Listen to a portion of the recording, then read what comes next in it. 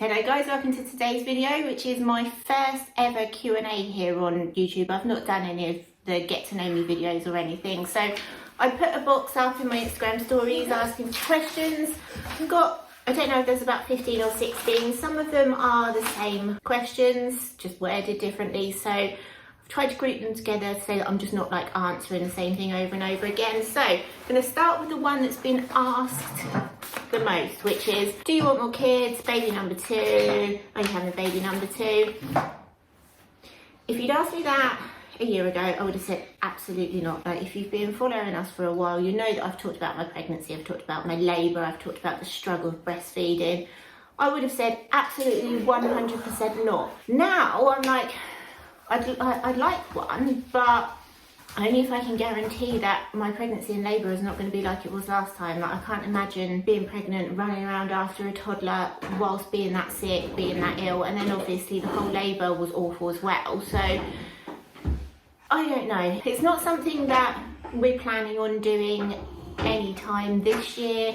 We want to move house later on this year, so this year is definitely out of the question. And then obviously it's a case of none of us getting any younger. I'm actually getting to that stage where, I mean, it took us long enough to fall pregnant the first time, and getting to the stage now where it's going to get harder and harder to get pregnant. I'm 40 this year, so who knows? It's not ruled out completely. A year ago it was ruled out completely, but I honestly couldn't say yes definitely or no definitely at this stage. I just want to say thank you to everyone who sent in questions, because obviously when you're a small creator, there's always the fear that you put this question box up and no one's interested, like nobody asks you anything. Oh, are you coming over to drink my drink, are you? But I have got some really good questions here, so thank you. Some of them I've really had to think about before I can answer them. But this next one, do you work?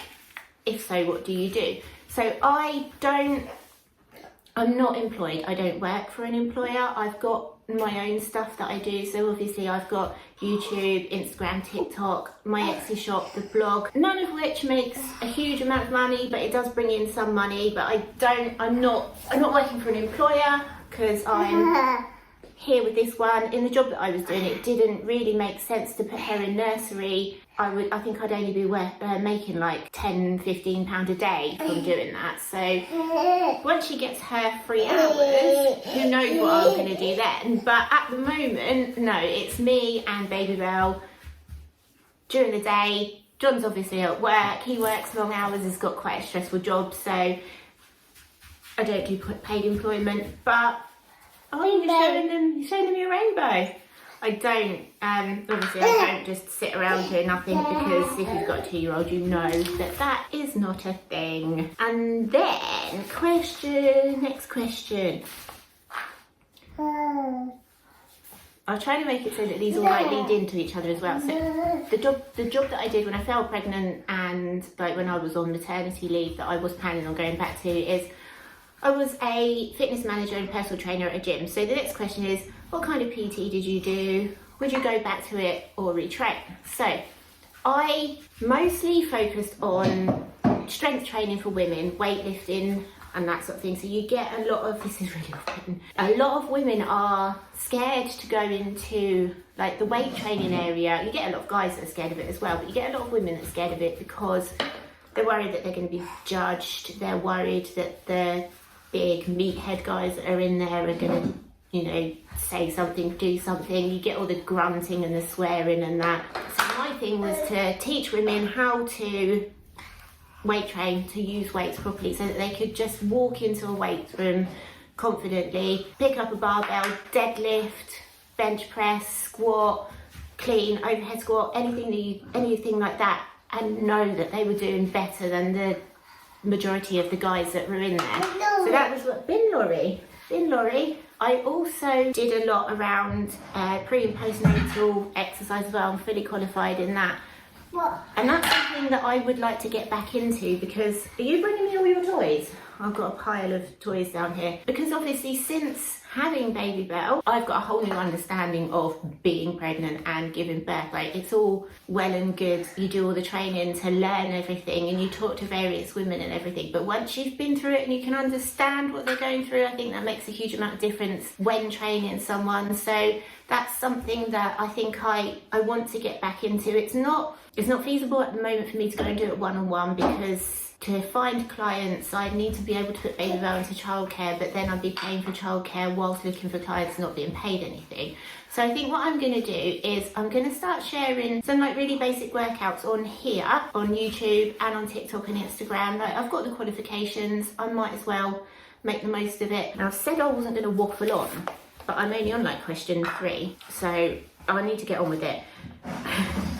This is really distracting. Are there any workouts you can do with the toddler? Well, it all depends on your toddler. So, for example, Baby Bell doesn't really do much napping on her own. If I put her down for a nap, it's like I might get 40 minutes at the most. So I'm having to find things to do with her, and we've been doing a lot of dance parties. It's a really great exercise. She really enjoys it. We get to put on some music that I like, and we just dance around for, it was like 10 minutes to start with. We're up to about half an hour now.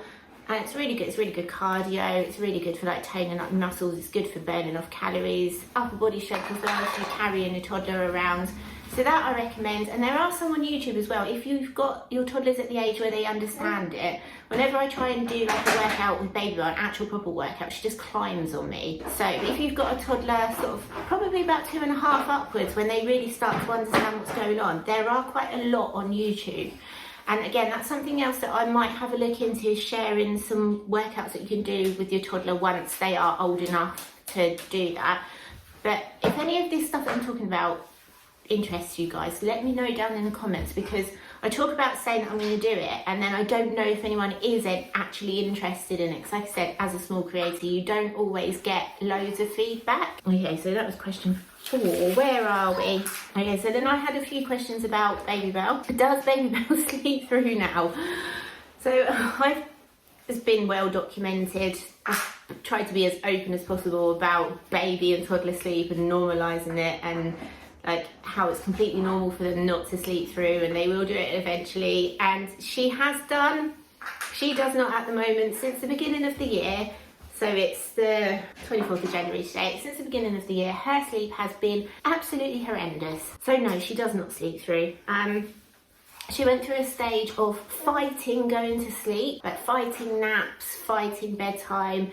She'd be absolutely exhausted and practically holding her eyes open like this. And then sleep wasn't too bad, like when we finally got her to do it. And then that stopped. And now we've had a couple of weeks where she has been waking up 5-6 times a night. And she's now got a cold, which obviously makes it easier. So I think last night was the best night that I've had for a while, but she had to be touching me the whole time she was asleep.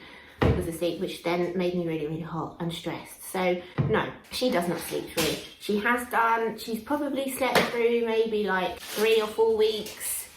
She's, careful, she's 27 months now, so yeah, she does not sleep through. The next question is, what's your favourite thing to do with Baby Bell? Now, this is one of the ones where I've really had to think about this one, because we do a lot of stuff together. And I think it's the things that she enjoys doing.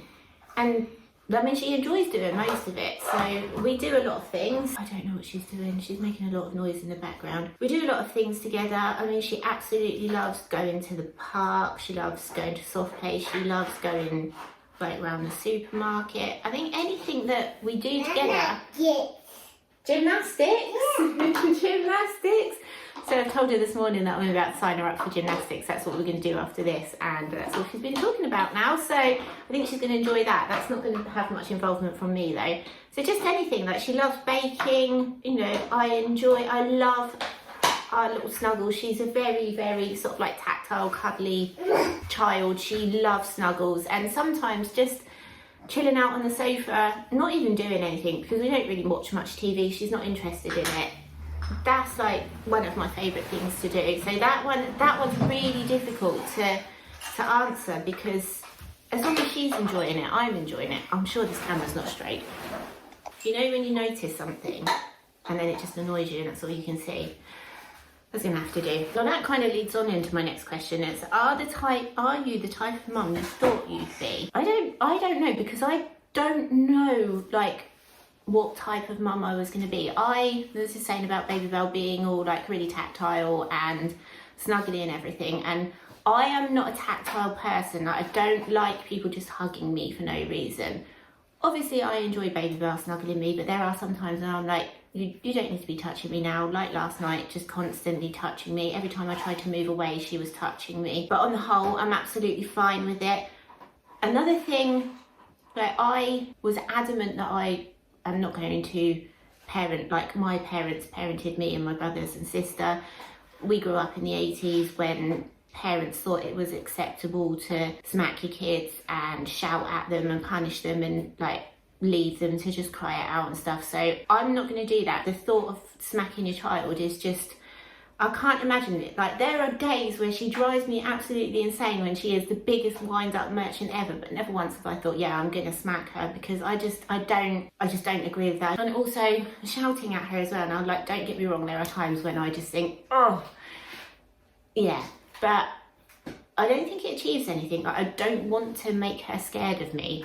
So in that case, yes. I put off having kids for a long time because I thought I would be too selfish to have kids. It turns out that you don't actually have any choice. That's not true, because I know examples of people who are very, very selfish and have got kids. The kids always come first, like always come first. You have to put aside your needs and your wants, especially when they're very, very young. It gets a bit easier as they get older because they do entertain themselves. I mean, as you can see, Baby Bell, you can't see her, but she's currently destroying a Christmas book. So yeah, I'm definitely not as selfish as I thought or I was worried I was going to be. Is that the book that you've destroyed? Oh no. So yeah, I never had in my head what sort of mum I would be. Like, I put the TV on more than I thought I was going to. Not that she's got any interest in it, but it's just there in the background for, you know, background noise or just to try and distract her occasionally. And she's had more chocolate and sweets than I thought she was going to have. But we didn't give her any sweets or chocolate until she turned like 1. She tried cake for the first time on her birthday. So, but she has had more than, I wasn't planning on like introducing that till a bit later, but that's one of those things. I think that happens to everybody. I've then got a couple of questions about breastfeeding. So, is Belle still breastfeeding? How did you get to 2 years? Yes, she is still breastfeeding. You see so much on the internet about, you know, like there's this expectation that you're going to wean them off a boob at 6 months or a year old, and definitely by 2, because they're not going to be interested in them by then. I don't know where that's come from. The people that write these articles and talk about this sort of thing obviously do not have any experience with actually breastfeeding a baby. If you've watched previous videos, you know that our breastfeeding journey didn't start off very well. Baby Belle was actually bottle fed. I exclusively pumped until she was 10 weeks old. But there is no indication that she wants to stop breastfeeding. I think in fact she would, if she could just boob all day, some days I reckon she would. So as to how we got to 2 years, that's on her. Like, I also naively thought as well that when they got to like 18 months they would night wean based on things that I've seen on the internet. Now that is complete and utter rubbish. I have to be so careful what I say now because she's picking up every single word. And we are, so she's just over 2, and I was hoping that she would night wean by now, but she hasn't. So that's something that we are actually going to have to do, and it's something that I'm going to need John's involvement for. Come away from that, please, because I don't want you knocking it over. Because it's going to need to be a case of when she wakes up, he's going to have to go and deal with her. And I think that's going to take maybe 3 or 4 nights, maybe longer. As to how did it get to 2 years, it's just happened. It wasn't planned. Like when I started breastfeeding, I had no like goal in my head, but based on everything that I'd read. Did you just bang your head? Are you okay?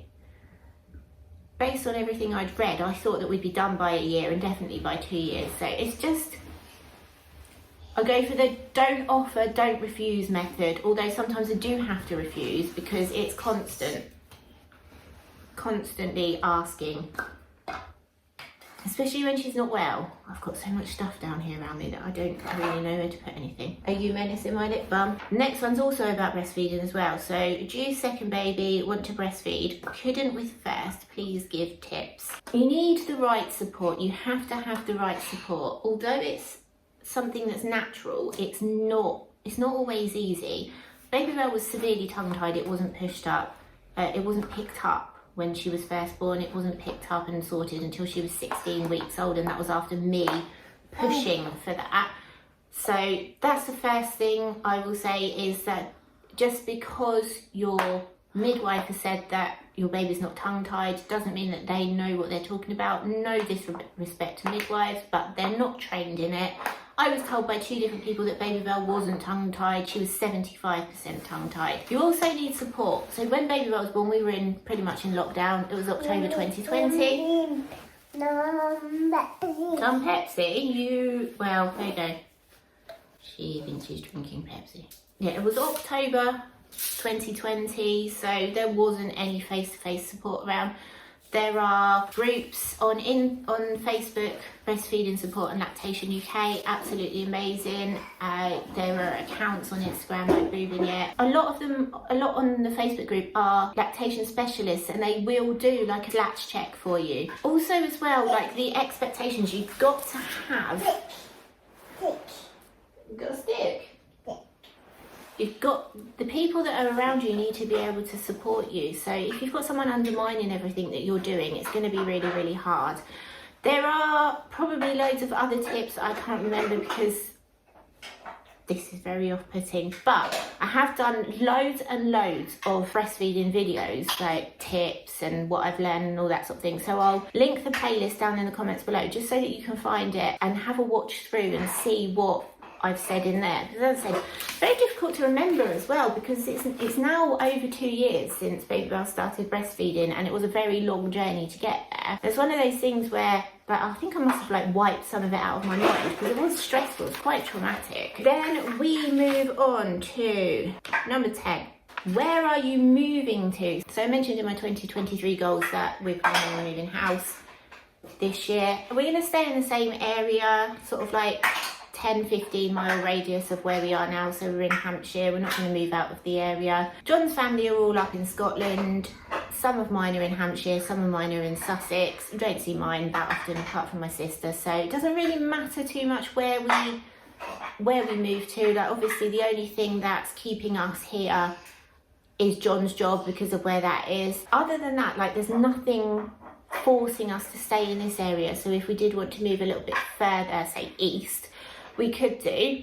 Baby Belle's not at nursery yet, she doesn't go to school, so we've got friends in this area, but again, it's not like we see them every single day, so moving 10-15 miles away wouldn't be an issue. And I think, as I said in that goals video, we're hoping this is going to be our forever home, so we'll buy something that's not exactly as we want it but has the potential to be made into exactly how we want it over the however many years it takes to do that, cost, time, etc. So that's the plan with moving. We've then got, so question 11 is, how did you buy a house to rent out? It's actually a flat, and it was the flat that I bought way before I met John. So I bought it on my own 10 years ago now, and I lived there for a while, lived there for a few years, and then obviously I met John. He owned his own house, and then when we decided to move in together, obviously this is a 3-bedroom, mine was only a 1-bedroom, this is a house, mine was a flat. It was a really nice flat, it is a really nice flat. It's got a garden and it's all self-contained and everything, but this place is bigger. There is no way we would have all fitted into that flat. So we decided that we'd live here and we'd rent that out. So that's how we did that. A lot of people seem to think that being a landlord is like really easy, you make loads of money out of it. It's not easy, you don't make loads of money out of it. If you get terrible tenants, it is absolutely stressful. You don't make loads of money out of it because so much is not tax deductible these days.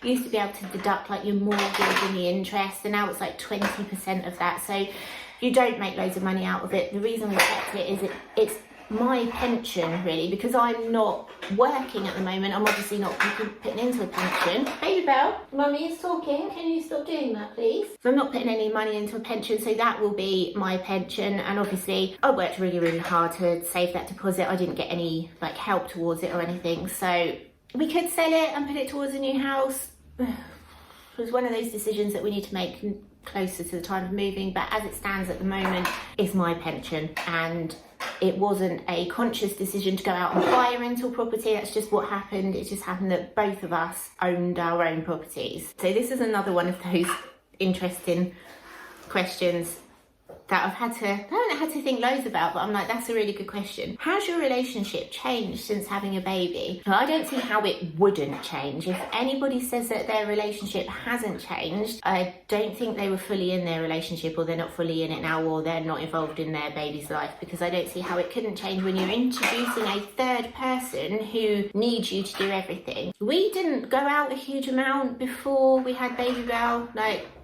obviously we're getting on a bit now, so we've got all of that out of the way, but now we don't get the chance to go out at all without Baby Bell, apart from John's mum comes down sort of like every 3 or 4 months from Scotland, and she'll look after Baby Bell for a couple of hours so that we can go out and have a meal. That is the only time we get together. We don't get to spend any time together without Baby Bell. At the moment as well, with all her crap sleep, we don't even get evenings. So one of us is constantly trying to get her to sleep, and the other one's like tidying up, or I'm trying to get some work done, or just chilling out and having 5 minutes. One of us is just having 5 minutes. So we don't get to spend any time together. We've never really been a couple that argues loads either. We have disagreements, but there's never like shouting arguments. That's never happened. I think since having Baby Bell, we do have more disagreements. Again, we don't shout at each other, and it might just be because we're now more open with each other, like we communicate better, because you've got to when you've got a child. So then obviously, rather than just like one of us going, oh yeah, whatever, and getting on with it, if we've got something to say, we'll say it, which is healthier than not saying it. So the relationship's changed massively. And I think as well, you have a whole new appreciation for your partner as well, assuming that you've got a decent one. Like John does loads with Baby Bell. He does loads around the house. Like, he's obviously out working 12 hours a day. It does give you a whole new appreciation, and seeing your partner with their child as well, it's like you can't explain how like amazing that is. John's a really, really good dad. I was about to say then I'm lucky that he's a really good dad, but that's not luck, that's how it should be. And for anyone that has a partner who is shit, then, you know, I am really sad that they've ended up with a child as a partner, because John is amazing. And like, don't get me wrong, he's not perfect. It's like, he's going to watch this and he's just going to be all like, he's not perfect. There are obviously things about him that will annoy me, the same as things about me that will annoy him, but he is very, very, very good dad. And then the last question I've got here is, do you have any plans or goals for the next 5 years? Well, this one's a really difficult one, because I've never sort of like planned long term. Baby Bell, Mummy is talking still. I've always got, right, I'd like to do this and I'd like to do that. But 5 years, like, I can't even picture like 6 months time. Obviously we're moving, we want to find our forever home. I want to continue doing this. I want to grow my online community, because I try the content that I put out, try and make it useful to people. I hope that it's useful to people.